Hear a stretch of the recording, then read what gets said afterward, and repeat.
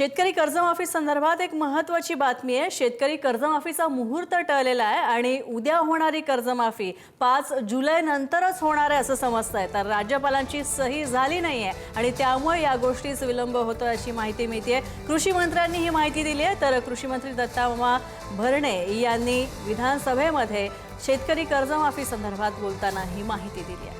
त्यामुळे आता कर्जमाफीला काहीसा विलंब लागेल, हे निश्चित 5 जुलै नंतर कर्जमाफी होऊ शकेल।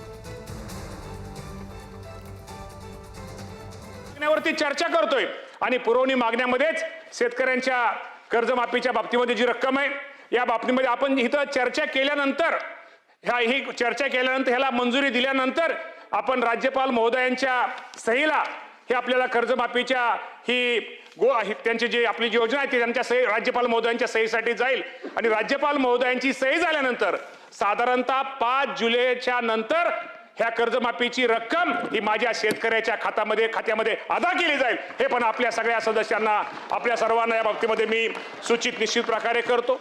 खरं तर मी अध्यक्ष महोदय मला कधी कधी